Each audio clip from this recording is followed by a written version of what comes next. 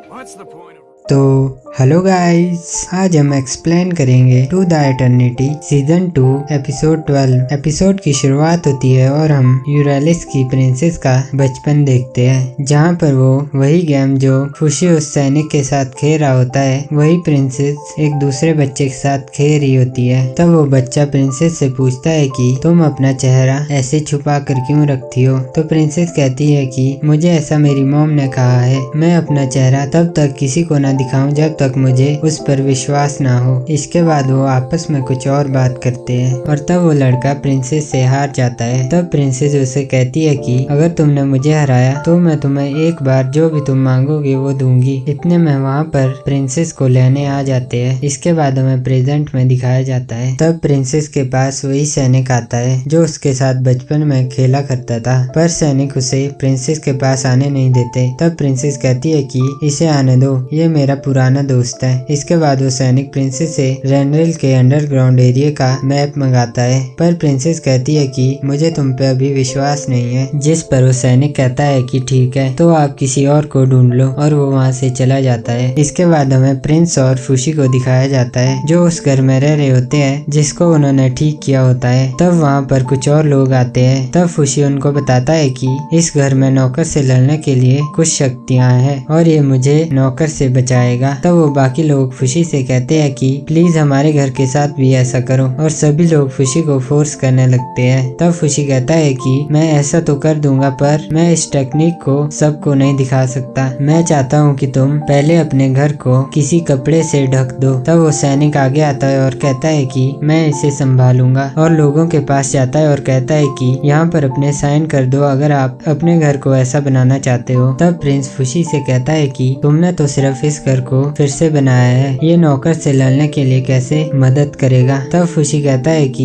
ये घर मुझसे कनेक्टेड है, और फिर प्रिंस को याद आता है और वो कहता है कि हाँ, तो हम ये पूरे शहर के साथ करेंगे। तो खुशी कहता है कि हाँ। तब प्रिंस कहता है कि इसके लिए तो हमें प्रिंसेस को मनाना होगा, जिस पर खुशी कहता है कि ये काम तुम करो, मेरे पास इसके लिए टाइम नहीं है। इसके बाद खुशी डॉग का रूप लेता है और शहर में चला जाता है, जहाँ पर वो दूसरा सैनिक किसी और के साथ ट्रेनिंग कर रहा होता है। और तब हमें पता चलता है कि जब किसी को भी चोट लगती है या दर्द होता है तब खुशी को पता चल जाता है। इसे देखकर खुशी कहता है कि इस ट्रेनिंग से नौकर को हराने के लिए कोई हेल्प नहीं मिलेगी। इसके बाद वो सैनिक दूसरे सैनिक को हरा कर वहाँ से चला जाता है और खुशी भी उसके साथ जाता है। वापस आने के बाद खुशी उसे कहता है कि इस ट्रेनिंग से नौकर को हराने के लिए कोई मदद नहीं मिलेगी। तब वो कहता है कि पर यहाँ के सैनिकों के साथ घुलने मिलने के लिए ये सब मुझे करना होगा। तब वो सैनिक कहता है कि अगर मैं उन्हें अपने दर्द को छुपा कर ऐसा दिखाऊंगा कि मैं मजबूत हूँ तो वो मुझ पर जल्दी विश्वास करेंगे।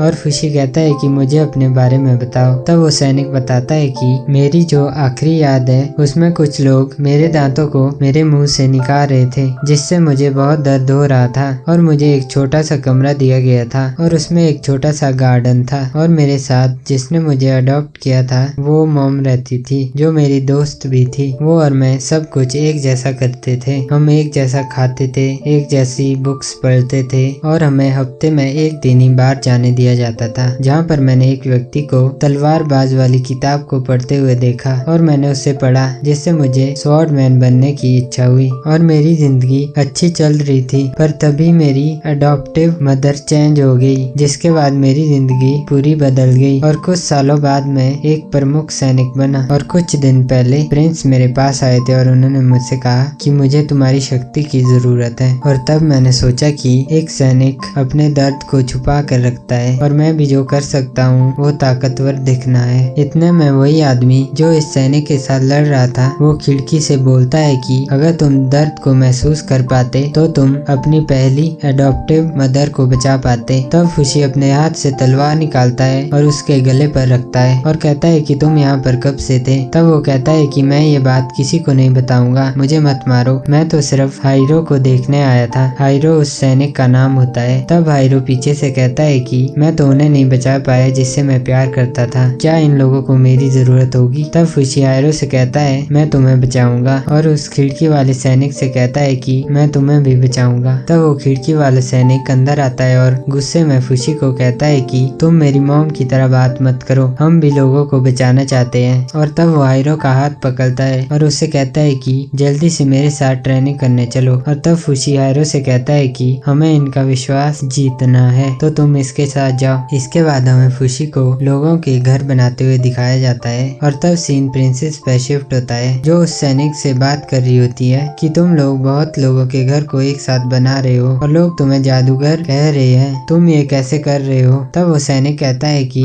मैं ये आपको नहीं बता सकता क्योंकि मैं आप पर विश्वास नहीं करता। तब प्रिंसेस कहती है कि तुम तो मेरे बचपन के दोस्त हो। इस पर सैनिक कहता है कि हम तब दोस्त थे जब आप अपना चेहरा कपड़े से ढक कर रखते थे। और फिर वो सैनिक वहाँ से चला जाता है और इसके बाद सीन फुशी पर शिफ्ट होता है, जहाँ पर वो लोगों के घर को तोड़कर उन्हें दोबारा बना रहा होता है। और रात होती है जिसके कारण से वहाँ पर आसपास के लोग आते हैं और घर तोड़ने की वजह से वहाँ पर शोर हो रहा होता है। तब वो कहते हैं कि तुम यहाँ क्या कर रहे हो, हमारे बच्चे सो रहे हैं। तब प्रिंस उन्हें कहता है कि हम इन घरों को दोबारा बना रहे हैं ताकि हम नौकर को हरा पाए, तो हमें माफ कर देना। इसके बाद प्रिंस के बगल में वो सैनिक होता है जो उससे कहता है कि अगर इसी स्पीड से काम चलता रहा तो हम नौकर के अटैक करने से पहले पूरे शहर को दोबारा नहीं बना पाएंगे। हमें लोगों को उनके घर खुद तोड़ने को कहना होगा ताकि फुशी सिर्फ रीबिल्डिंग पर काम कर पाए। तब वहाँ पर हायरो आ जाता है जो उनसे कहता है कि सभी लोग हमारी बात नहीं मानेंगे क्योंकि वो हम पर विश्वास नहीं करते। तब पीछे से वो दूसरा रेंड्रेल वाला सैनिक भी आ जाता है जो उनसे कहता है कि यहाँ के लोग थोड़े नासमझ है। तब प्रिंस कहता है कि ये कौन है। तब हायरो कहता है कि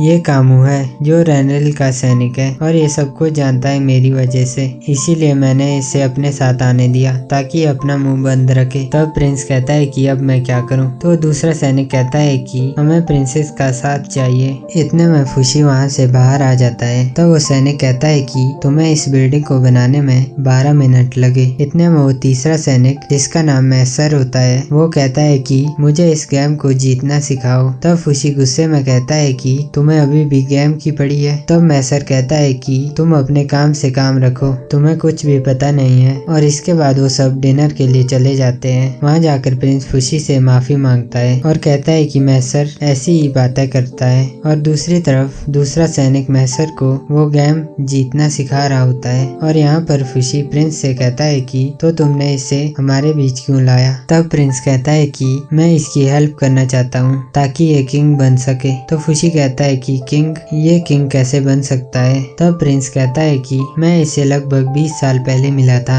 जहाँ पर ये रॉयल फैमिली में था और हमने साथ में कुछ वक्त भी बिताया और प्रिंसेस और इसके बीच एक अच्छा रिश्ता है। तभी ये बिना सोचे बोल देता है। तब फुशी खड़ा उठता है और कहता है कि मैं काम पर वापस जा रहा हूँ। और इसके बाद फुशी और घरों को तोड़ने लगता है और उन्हें फिर से बनाने लगता है। इसके बाद अगली सुबह मैसर प्रिंसेस से मिलने जाता है और प्रिंसेस से कहता है कि मेरे साथ एक गेम खेलो। तुम्हें याद है तुमने कहा था कि अगर मैं जीता तो तुम मेरी एक विश पूरी करोगी। तब प्रिंसेस कहती है कि तो तुम्हें याद है, और वो दोनों गेम खेलने लगते हैं। तब प्रिंसेस मैसर से पूछती है कि अगर तुम जीते तो तुम्हें क्या चाहिए। तो मैसर कहता है कि मुझे तुम्हारा भरोसा चाहिए, तुम तो जानती होगी मैं किस बारे में कह रहा हूँ। और इसके बाद हमें फुशी को दिखाया जाता है जो एक टूटे घर पर सो रहा होता है। तब वहाँ पर कुछ लोग आते हैं जो फुशी को जगाते हैं और कहते हैं कि जल्दी से हमारे साथ आओ, हमने अपने घर को तोड़ दिया है, तुम उसे दोबारा बनाओ। तब फुशी देखता है कि सब लोग अपने अपने घर को तोड़ रहे होते हैं। इसके बाद फुशी प्रिंस के पास जाता है और उससे पूछता है कि यहाँ पर क्या हो रहा है। इस पर प्रिंस कहता है कि ये सब मैसर ने किया और मैसर भी वहाँ पर होता है। उतने में वहाँ पीछे से प्रिंसेस आती है और वो उनसे कहती है कि ये सब मैंने